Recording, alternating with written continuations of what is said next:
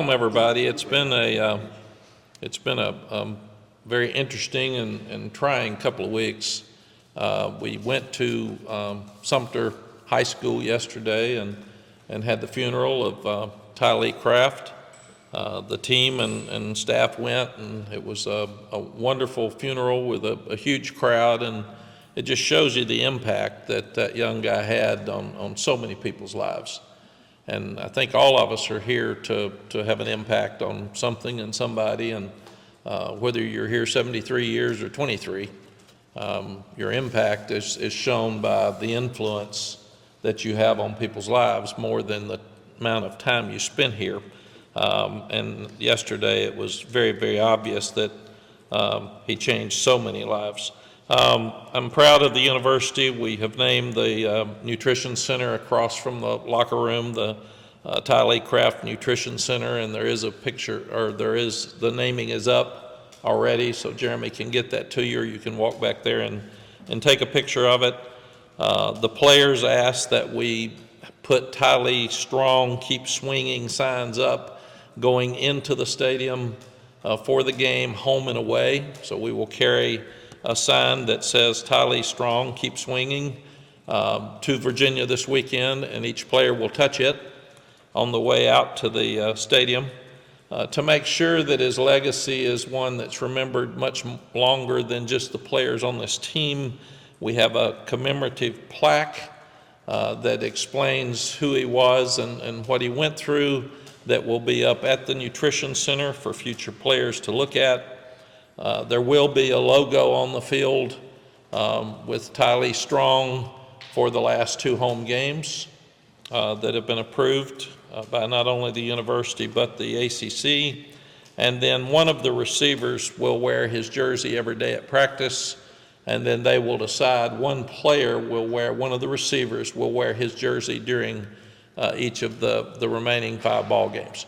And it'll be a different player each week, and they haven't decided yet how they're going to determine that. But we talked a lot yesterday about handling grief, and everybody handles it differently. And I think the first thing I'd like to say is it's the second time in my career that we've lost a player, and they were totally different. One was in the spring to a truck accident. This one was over 2.5 years, and we didn't get to say goodbye to Cole Pittman.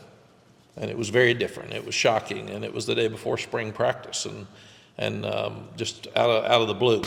And then here we are. We had 2.5 years, and thought Tylee would make it, and then the last probably 3 weeks, he just went downhill so fast.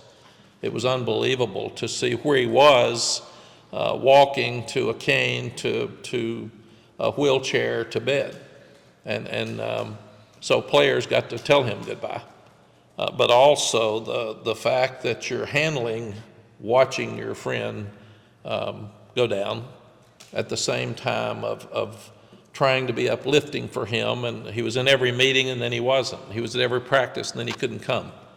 And then they had a drive-by, they had a birthday party, and he was good. He was in a wheelchair, but he was happy and good and cutting up with the guys. And then a week later, they had a drive-by with a bunch of cars and took a picture with him, and he fell asleep while he was talking to the players. So they could tell that it just wasn't good. So for them to handle this emotionally over the last month is something that is really eye-opening, and it's a life lesson for sure. And then we talked about grieving yesterday, and that you don't throw it out, and you just don't forget it. Because he was very, very important to so many people. But what you do is it gets lighter as you appreciate the moments and learn from him. And I asked the father in 2001 why you think we lose great young people. And he said maybe if when you're losing great young people, it gets our attention and helps us change parts of our lives that need to be changed. Maybe we are happier. Maybe we appreciate things more. Maybe we realize now we don't get to control how much time we have, and that we better enjoy the time we have. And they said yesterday that as you grieve for a long period of time, it does get lighter because you have great memories more than the hurt and the pain that you have with the loss. I've also heard from so many people that lost their children over the last week. And I will say, thoughts and prayers to you that have lost a child. I can't imagine. I hope and pray every day that I'm buried before Sally, before my children or my grandchildren. I do not want to put them down. And watching that casket close yesterday was really hard. I can't imagine. So we're dealing with mental health with players and coaches. We're dealing with life's lessons, for sure. I feel like our program's as good as any in the country off the field, and now we got to go back and start winning football games. And that's part of this. This is, we don't talk about Tylee to distract that we haven't played well the last few weeks. So when we start looking at our football team, it's been the strangest year, I think, of my career. We start without an offensive line coach during the season with 4 guys that have never started a game before in the offensive line. And then all of them get hurt. And then you get some rhythm with Max Johnson at Minnesota in the third quarter, and he gets hurt. And then you're playing a third quarterback who didn't go through spring practice that you didn't think you would play until spring. But you still get off and win the first 3. And you feel like you're going pretty well, and then you just have an awful day against James Madison. It's just unexplainable. And then you come back and you're in 4 games, but you blow a 20-point lead. And then you come back and you got a chance at Pitt in the fourth quarter and you don't finish it. And then just an absolutely devastating loss the other day because we had it down to at least we dropped a touchdown pass to win the game. We get hit at quarterback when Bryson's beating his guy and he's 10 yards open in the end zone on first down on that drive. They've got a backup quarterback. They're going to have to throw it if we take them into the last drive of the game. And then they hand it off, probably killing the clock and score. So, I mean, it's just been an unbelievable string of events here over the last 4 weekends. And then you're walking off the field and Sally says, "Come here, Tylee just died." And you take a devastating loss and turn it into a discussion about a player that's lost his life. And then Mom asked us to come and tell you guys.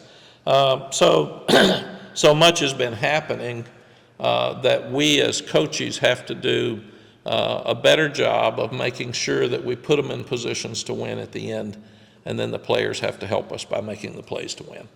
And that's what we've got to do. We've got to start over. The players have been unbelievable. Their attitude's been great. They practiced like they were undefeated over the week as they were preparing for Tylee's funeral. They're disciplined. We had very few penalties during the game, as few as we've had. The kicking game was really good. We returned a punt for a touchdown. Kickoffs are better than they've been since we've been here. Aseda stepped in for Lim Boyd, and he's kicking off really, really well now, and the punting's gotten better. So there's so many great things that are happening. We've just got to figure out ways to win. You look at Oklahoma State scores with, 1:14 left, and Brigham Young scores with 10 seconds left. You just start looking at games across the country, and they're coming down to who makes the plays at the end, and that's what we haven't done for the last 3 weeks, and we've got to do that. That's it. We can either win the last 5 games or we can lose the last 5 games. And it's on coaching. It's on me. We got good enough. We got better coaches than results the last 4 weeks, and we got better players than results the last 4 weeks. So that's my job to get us not only in positions to win those games, but to win those games as we get down here at the end of the season. Offensively, Omarian's got 901 yards rushing, so 99 short of 1,000. He's maybe a couple of hundred ahead of where he was last year. He had 700 and something. About 130 ahead of where he was this time last year. So he has a chance to finish above the 1,500 that he had last year. So we've got to finish strong. And we've got all of the offensive linemen are healthy for the first time all year. So everybody should be back and ready to go. And Randy's been here now for 3 or 4 weeks, so we can move forward in the offensive line. Our protection's better. We're still getting Jacoby hit too much, but he gets the ball out of his hands quickly. We haven't had the sacks we've had, but he's been hit. He is doing a better job. He's getting better at each week, and he's doing a better job with his feet because he made some plays down the stretch against Georgia Tech to really help us. And then Jordan Shipp's gotten better, so he's going to start being a bigger factor and play more. He's healthy and doing a lot of really good things right now. Defensively, we've just got to stop the run. We did against Minnesota, and we've been inconsistent since the first 3 wins. We haven't stopped the run consistently since that point, so we've got to do a better job. And the other day we lost 2 turnovers, but at the same time we didn't force any. We're not forcing turnovers, and the teams that are winning are forcing turnovers. And we're staying this close in ball games without forcing turnovers. So we've got to stop the run better, and we've got to start forcing turnovers and protect the ball better as we continue to work through. Like we said, special teams was the best we've had the other day. Penalties were the fewest we've had. So there's a lot of great things that are happening, but it doesn't show up until it shows up on the scoreboard. So we've got to turn it around, and players understand it, coaches understand it, everybody knows exactly where we are and what we're doing, and we've got to get it fixed. And we're with a new start. This is like a new start to the season. And the guys they were all Friday, Saturday, Sunday, and today. So they've had 4 days off and Thursday afternoon. So really 4.5 days off, and that's the most anybody's ever had during a season. So it should give them a chance to clear their mind. We're not going to forget about Tylee for sure, but we are going to move forward and grow with his legacy, but make sure that we continue to grow as a team. Virginia, Tony Elliott's done an outstanding job in his 3rd year. They're 4-3. They had chances against Clemson the other day. They've won some really tight games and done a good job. I love their young quarterback, Calandria. Anthony's a handful. He can run it, he can throw it. He's spunky, he's confident. But we haven't tackled quarterbacks well. They're athletic, and that's what he does. So we're going to have to continue to improve. And they've got one of the best receivers in the country with Malachi Fields. He's a big 6'4" guy that he's really a tough matchup when you look at it. And Jonas Sanker's a great safety. He's their leading tackler, and he's been a problem for us the last few years. And the last thing I'd like to say before, and I have great respect for Virginia and for Coach Elliott.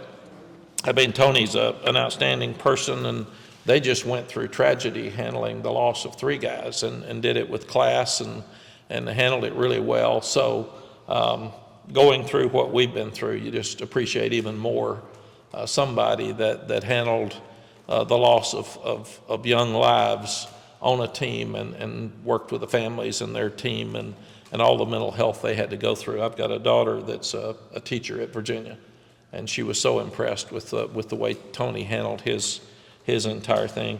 And the last thing before we open it up for questions, I want to congratulate Mike Houston on all his success.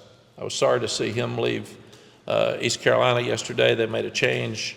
Actually called him, talked to him last night. I have great respect for him as a person and as a coach. He's won everywhere he's been, and he'll go somewhere else and he'll win. He's just a great coach, and I admire him so much, and want to congratulate him on all of his success and wish him good luck in his next venture, because we need him in coaching. We need guys like him around kids. Questions? Did the open week come at a perfect time, given everything that you guys have been dealing with? Andrew, it's a great thought. I haven't thought about it, but the open week came at a perfect time. If you obviously you don't know timing. I mean, I've been worried about Tylee leaving us for the last 3 weeks because we knew it wasn't going to be long, and then they got down to 2 days to 2 weeks that they felt like he would be able to live. So you're thinking about what happens if it's Tuesday. What do you do? Do you have to cancel a game? Do you practice? Do you not practice? When do you have a funeral? What happens if it's Friday night?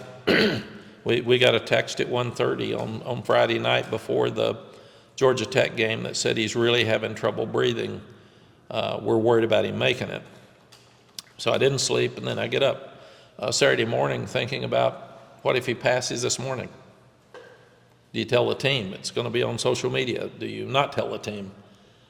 What's fair? Do you call Georgia Tech and cancel the game? Is it safe to have young people playing in a game? So we're talking to our mental health people and saying, what should we do? And then I think it was best for everybody involved that he passed during the game, so the kids didn't know it.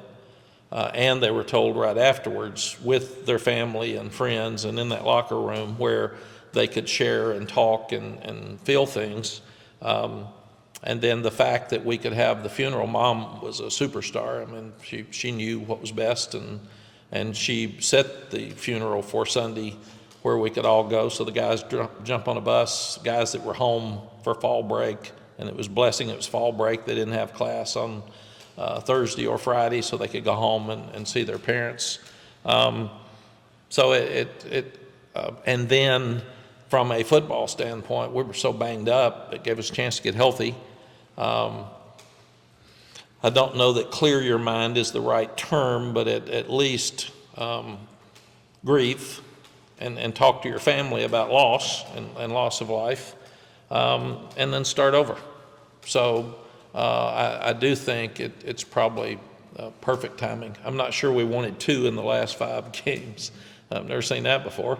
But this one, I think in looking back, was the absolute perfect timing. And again, you're not supposed to worry about things until they happen.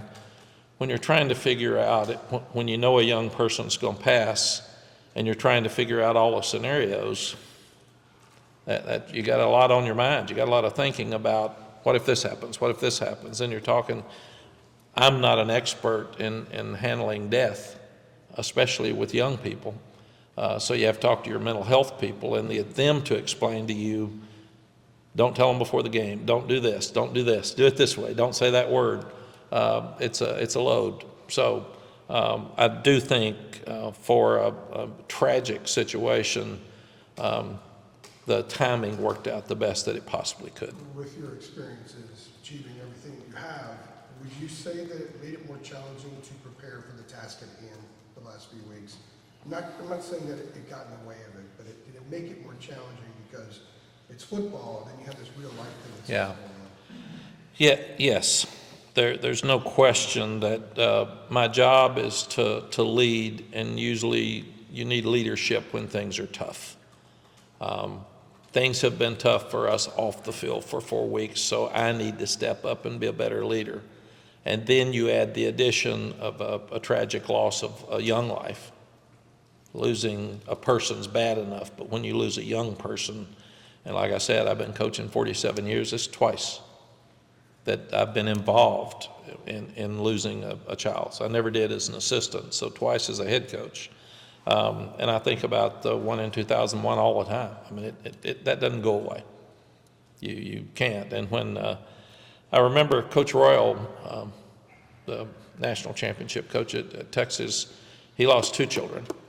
And he lost them, I think, 3 years apart, both in Austin, and he only had 3. And when Cole Pittman's dad walked up and he saw him, Coach Royal said, most people don't understand. I do. I've lost 2 children.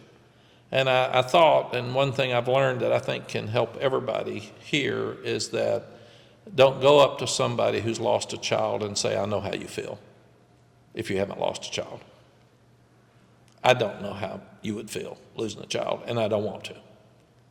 So unless you've done it, I don't think we're qualified to say that we've done it. So with everybody handling things so differently, and you worry so much about mental health in our current state of affairs in America and in our world, you worry every day about what's appropriate. You want to make sure that you're handling this young sick person well. Like we had to tell them that he was moving to hospice. And we had to tell them what hospice meant. And we had to tell them, here's where he is right now and here's where he's moving. And it's a very difficult thing to say, but if you've got something to say to him, you probably need to go say it. So all those things are very heavy. And you want to make sure, most of you have children, I mean, you want to make sure that your young people are being taken care of. And at the same time, we had mental health people upstairs all the time for meetings that they could have with them. I talked to the coaches about have more individual meetings than ever before and talk about football, talk about winning, talk about the things we got to get done to do better. But at the same time, talk about Tylee and talk about the situation and talk about things that we've got to learn from this and move forward. Mack, you mentioned the wide receivers in the games are going to rotate that number 13. Obviously, JJ already had it. I guess to your understanding, how are they going about delegating who gets to wear which game and how all that process? Right now, I don't know. I think they're just kind of doing it. I'll get it tomorrow. I'm trying to see. I don't know that Lonnie can talk to you all about it. I've talked to Jeremy about the possibility of him talking to you because he is the closest to the family and the closest to Tylee, and it's been so hard for him, and he's got young kids. I mean, so one thing I've learned that the mental health people said that this triggers death. Triggers different things for all of us in our minds. And it goes back to me seeing my brother and my mother lay there with cancer. I mean, and I can see it. It pops up. And I remember the last words I said to him. And so it's, like I said, I had some calls the other day from people who had lost children that just started crying and said, I know how this mom feels. You take care of her. And so I think it's just all different. So now the players are trying to make sure that we hold his legacy in place and move forward with it. But they also have to move on with their lives. And one of the things we have to do, I appreciate so much those that gave money to the UFundMe, for the Tylee Craft UFundMe, because Mom had so many bills, and this will help her. And one of the hardest things in a loss is that we all talk about it now, and it's fresh, and we just had so much attention at the funeral, then everybody goes back to work. And then she's by herself. So we've all got to make sure that we move forward with our lives, but we don't forget, and we make sure that we take care of her. JJ was his closest friend. They kind of grew up on 7-on-7 teams together, and they played against each other in high school, and so they were buddies. So it was an easy thought for him to wear the jersey during the game. That wasn't in question. And now different guys have worn it during practice. I don't know, and we'll let you know when we know who will wear it on Saturday. And JJ tried to speak yesterday, and he did okay, but it's hard for him too. Coach, you mentioned just the mental health resources. I was wondering if you could just elaborate on that specifically, and who are some of the consultants that you're speaking with, and just resources available to the players? Yes, the athletics department does a great job with having mental health support. The numbers around all the time. It's very confidential. A young player can go to mental health and not tell us. Obviously, the conversations are confidential, even away from their parents. So I think it's great. We are so lucky that Dwight Hollier runs the mental health for the athletics program, and he was a two-time captain for me, and he worked with mental health in the NFL. We have a young guy named Brandon Kennedy who is head of our player development. He has had a lot of work in mental health that he works with. We have a young lady named Simone, and she has a staff that works. She's an athlete in college, and she's working for Dwight. And they're at practice about every day. In fact, they were from the time we knew we were going to lose Tylee until they'll be there tomorrow. They're available at all times, and we keep that. We have a thing called Teamworks that we can reach out to the team at every time, and we're constantly sending that number out just so if you need it, because these young people have enough pressure anyway Then you add losing 4 football games on top of it, and you lose the negativity, you add the negativity and the noise on top of that with losing a teammate. They got a load right now.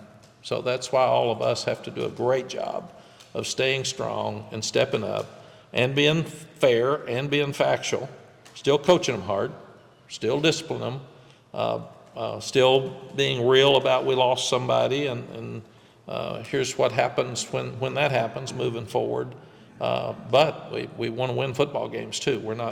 We're sure not saying we are losing because we lost a young person. That's not the fair way to handle life. Are the coaches using the same resources? Any of your coaches? Yes, in fact, one of our staff members said the other day, let's be real here now. We got about 30 people in the staff room, I think. And somebody said the other day, don't you start ducking, meaning the staff, don't start ducking grief and pressure and problems, so it's available too.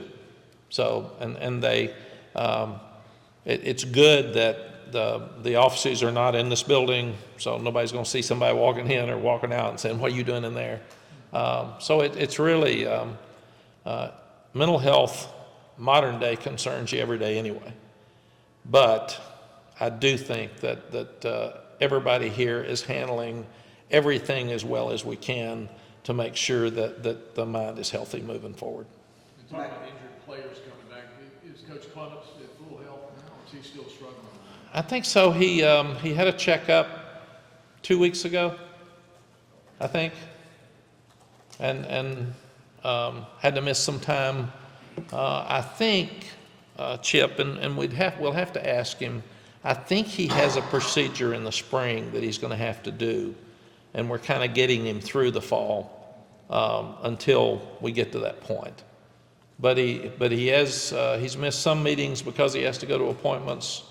But he is one tough sucker now. We worry about him, and Polly, his wife, has not missed a practice because she's going to be out there making sure he acts right.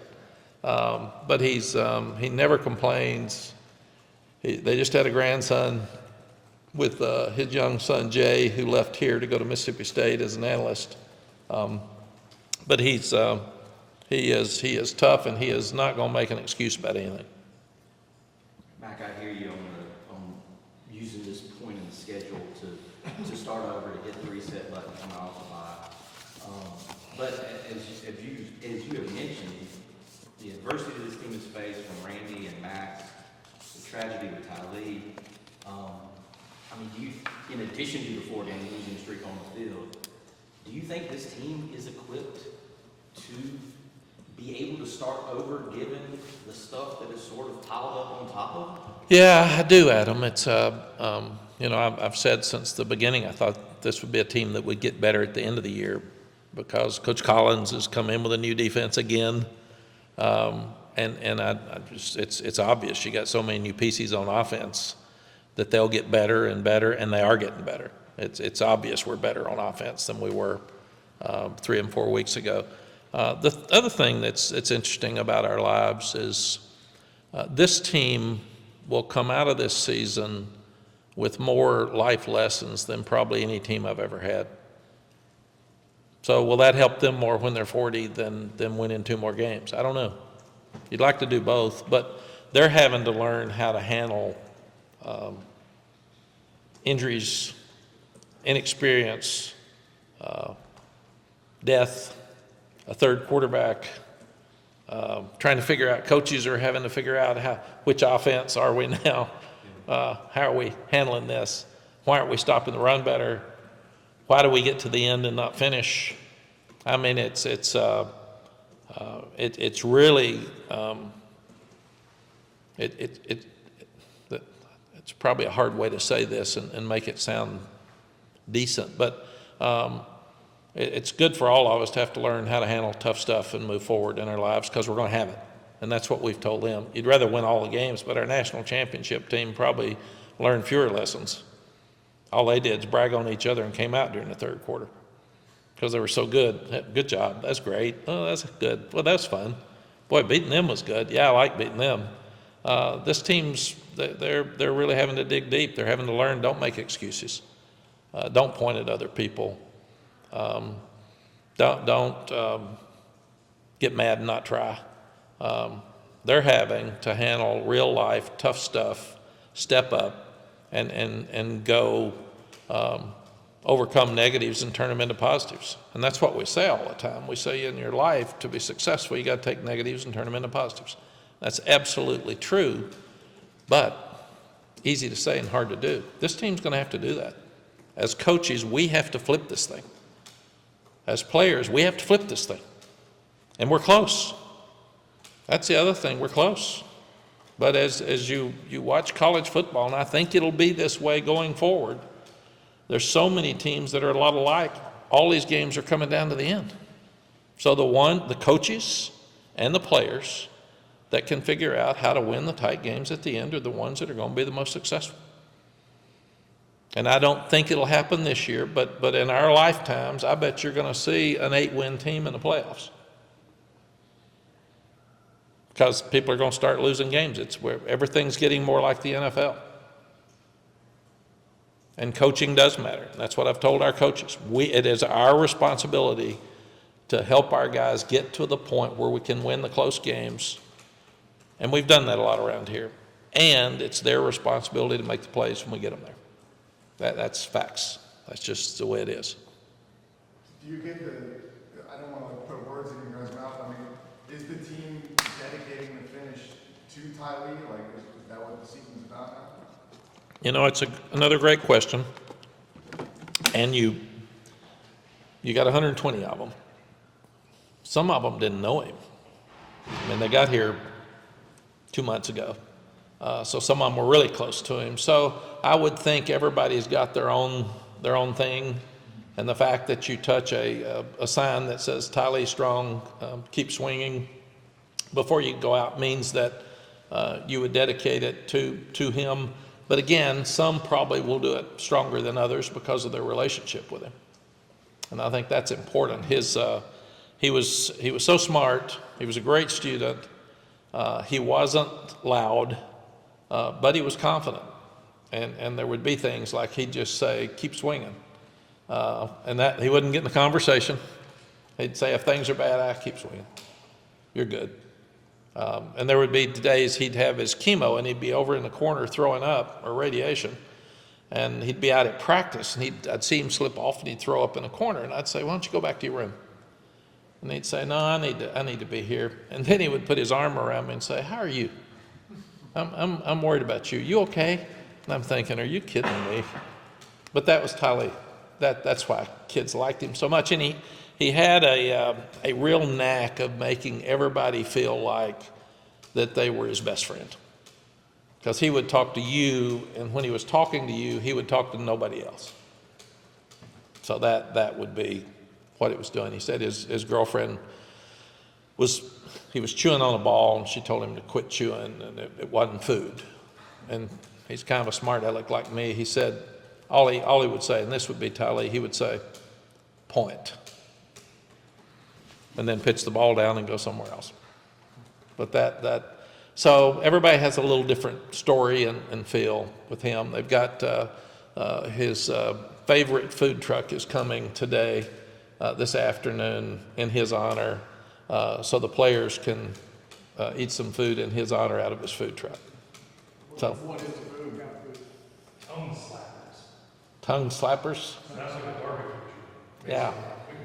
And Freddie Kitchens had special donuts he ate with him. So, I mean, he was just that unique guy that made all of us feel like that we were special. Sally adopted him. And you can imagine when you're that sick, the nutritionist just fell in love with him because they had to make sure every little thing he ate was healthy. And so they feel like they adopted him. And it's funny, and I hope I don't get in trouble for this, but don't put it out there if I do. The nutritionist didn't want the kids eating cereal because certain cereals had a lot of sugar. And Ty Lee liked cereal. So now there's a bunch of cereal up there because Ty Lee talked Amber, our nutritionist, into cereal. So when I said, I thought you didn't like cereal, she said, Ty Lee likes cereal. I said, okay. So now she'll probably get rid of the cereal. Does he have a spot in the locker room with his Yeah. ball and everything? We're going to keep his locker, and I said, Chip, we're going to keep his presence as much as we can without being awkward. So whatever a presence in a meeting, whatever a presence in the locker room, the traveling, that's where the jersey fits. I think when we lost our young man Cole Pittman at Texas, he was a sophomore. We kept his locker alive till he graduated, till he would have graduated, and we gave the rings to his parents when he graduated with his legacy. So. And like you get special shoes and stuff, we gave those to Mom the other day, and the funeral was just wonderful. I mean, it was, some of you were there. It's just, it grabs your heart as you're leaving. Not sure. Mac, do you have, going into game week, when you talk to the coaches, how do you get them to find a line between being tough enough to get ready to play this game, but also understanding what they want to do? Are you coaching them on that? Yeah, we are, Art, and that's where I had the mental health people come in and talk to our staff. They gave notes about what to say and how to say it. They sat and answered questions to our staff about, and this was when you got really sick. How do we handle this? How do you push and hug at the same time with this? And where do you go? So, and we're so direct with our team, and these kids are so bright. I mean, it's a shame that nobody cares. They got the best academics in the ACC and the third best in the country, but they're really bright kids. So that makes it better for us, that they're smart and they've got good families. And we sent an email to the families and told the parents that on Friday before the Georgia Tech game that we could lose Tylee at any time. So make sure that you're reaching out to your sons and make sure you see them before and after the game and make sure that you're aware of all this. So our coaches are trying their best to balance being themselves. I said, coaches, you don't change who you are because that's going to look weird for your players. So you go coach them hard and then go hug them afterwards and make sure they understand because some are going to be more emotional than others. So it's one of the hardest things I've ever had to do is tell them they lost their teammate in that locker room right after a devastating fourth loss in a row. I mean, You have to set the tone now, so do you know how you're going to tell them to be tough enough with the kids so they'll play? yeah, we meet every day, and we do it. And I've told them that one thing that I've learned in my life is you be honest with people, and you tell them exactly what you think. And if they disagree, then it's their right to say I disagree, and here's why. And I said, don't disagree unless you've put thought into it, unless you've researched it, unless you've got a better idea. I don't want you to waste my time talking to me unless you've put thought into it. I hate somebody saying, well, I haven't thought about this, but, well, then don't talk to me about it. Go think about it. I don't want to hear what you haven't thought about. So with this, Art, those are all great thoughts, but that's what we've done as a staff. I've said you got to be you. I mean, we've got coaches that are emotional that maybe have lost brothers or lost somebody, and that's tough for them right now. And I said, okay, guys, we're balancing a lot of stuff here, but it is a time for I've told our staff we are the leaders of this football team. So it's on us to step up and make sure that we do what's right to help these young people. And at the same time, we have to win football games. So we can't act like that's not out there and real. We got to win. And the stuff off the field doesn't work unless you win on the field because you don't get to keep doing it. I mean, that's just what happens with what we're doing. But we're all learning a lot. We're all balancing a lot. I've told there's absolutely no doubt that when you lose a 23-year-old that all of our coaches that have young kids go home and hug them and call them every night and tell them you love them. And so the passing of a great young person like Tylee is going to teach us all something. It's taught me. I don't know that I got tomorrow. I mean, I could die of a heart attack this afternoon. So why am I going to sit here and worry about things that are unimportant? And then I'm reading a lot right now, trying to help learn how to manage all this. And I'm not a reader, but I'm starting to read a lot. And it's interesting that you hear things like, you don't know how long you got, so you better make sure that you do everything that you can do and you want to do with the time you've got. Today is not today is, or don't worry about tomorrow, it's gone. Tomorrow's not here, or don't worry about yesterday, it's gone. Don't worry about tomorrow because you don't have it yet. You better be in the present. So you better worry about today because that's all you got, man. And so those type things, the grief over time gets better. You always carry that stone in your pocket, and it's heavy, but it gets lighter when you get further away from the loss and you can enjoy the memories and what you learned from the loss. So I feel more compelled right now than ever before to make sure that I'm a strong leader and I step up and I do and say everything right to try to help people in general, try to help this team, try to help our coaches and staff who have things that are popping up in their mind that from their past, and also help this team get back on track and win. May I go? The run defense is trending in not the greatest direction. Duke obviously ran it on you in the second half a couple weeks ago. You know, Georgia Tech, that's their MO, obviously. It looked like they were playing for overtime when the guy breaks the run. You know, are you concerned, I know we can get into the X's and O's with Jeff, are you concerned from your vantage point that in terms of stopping the run, this defense may be right back where they started from? I mean, obviously, you know, you started the year great, but right back where you were at the end of last year in terms of stopping the run? Yeah, we got to stop the run. I'm so tired of 6 years of inconsistent run defense, and if you don't stop the run, you're not going to win, and we've said that. And I have said, stop the run, period. Let them throw it. I think I said it one week in here, Virginia threw for 475 yards and ran for 21 out here, and we beat them 69-35. Stop the run. Stop the run. Most college quarterbacks can't beat you just throwing the ball. So what's happened to our run defense? And Jeff will talk to you about that some today. And I do think Georgia Tech runs it as good as anybody in the league. They're really good at it, but that's an excuse. We gotta stop it. We gotta run it, and we gotta stop it.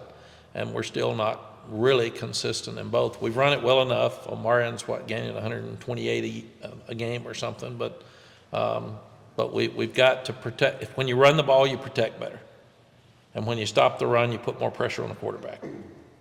I mean, and quarterbacks have more trouble with pressure than they do if you let them stand back there. So it's this game's not complicated. It's very simple. It's complicated to fix it. But that's something we've got to start doing better. Mack, you mentioned the receivers are going to be rotating Tyler's number 13. Have you thought about, after the season, maybe potentially retiring that jersey or honoring it like you did with Choo-Choo's 22 or something like that? Yeah, we haven't, Michael. We'll get to all that. That's why we wanted to put the logo out for the last 2 games, because when you that gets into Letterman stuff, and then you get into if you lost a young student in one of our other 27 sports, would they have to do the same? So it's bigger than just a thought here. So I think that was one of the reasons that we wanted to name, and Mom was agreeable, the nutrition room, because that means his legacy will be here forever and not get into, I don't even think we retire jerseys, do we? I think we honor them. Yeah, is what we do. You said you're not a reader, but you've been reading. Is there any particular title that's been meaningful to you? I'm looking at, I'm reading everything about motivation, and I'm reading everything about leadership, just for myself. I'm reading everything about staying positive. I'm reading about overcoming adversity. Anything that I can find in those areas. I'm looking for quotes that grab kids' attention. I'm just looking to try to help pick them up because that's me. everybody in this building is going to look at me to see my body language, see how I'm doing. So Tylee coming up saying, "How are you? You okay?" And it was amazing yesterday. I'm very emotional, and I have trouble even talking about Tylee without breaking down. I told Sally yesterday, I hate that for the kids. I hate because they come up and say, "You okay? You okay?" But I mean, that's who I am, so I'm not going to hide who I am. If I'm emotional about losing a child, then I'm going to be emotional. I have a football question. The run game, you talked a lot about Omar and what he could reach, but in the last 3 games, you take away that 71-yard run, he's not having a great per carry average. I think 27 carries have gone for 1 yard or less.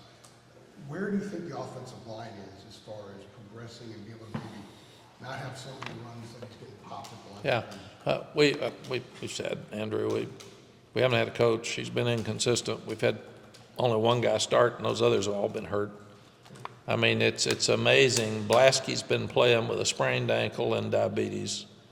He got sick and threw up and nearly passed out at Duke.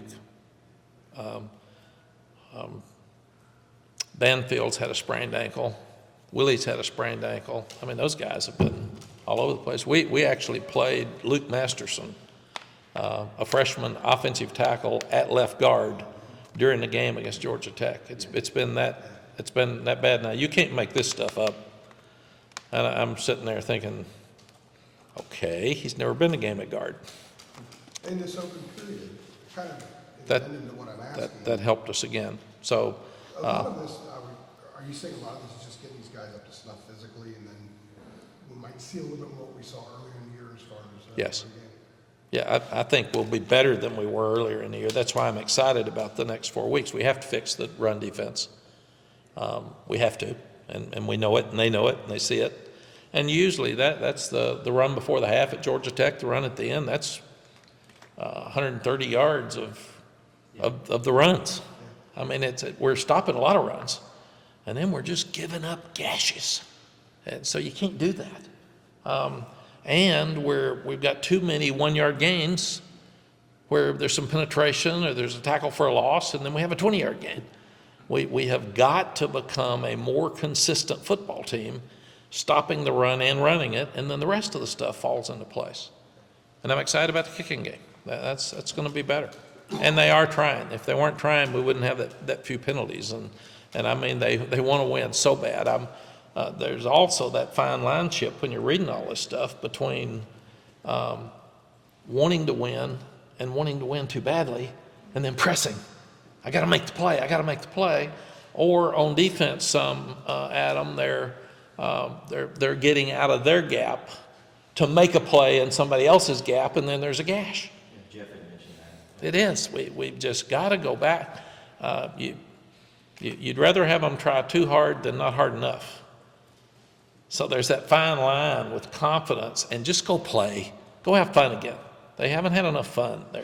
They're worried so much, and they're uptight so much, and that's why they're making too many mistakes. And that's why with all this stuff going on, we've got to just balance all the stuff and get them back to just the football part's a game. Go play it and enjoy playing it and have fun and make plays.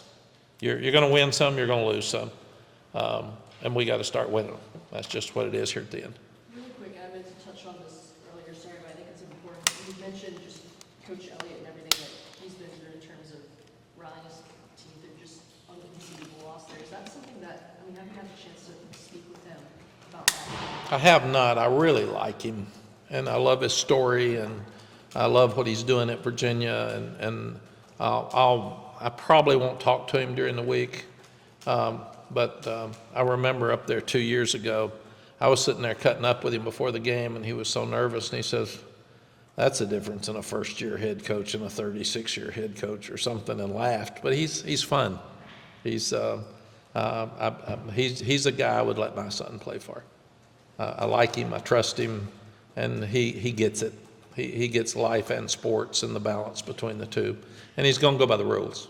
He's going to do everything he's supposed to do and do it right, and that's what I admire so much about him. Okay? Thank you.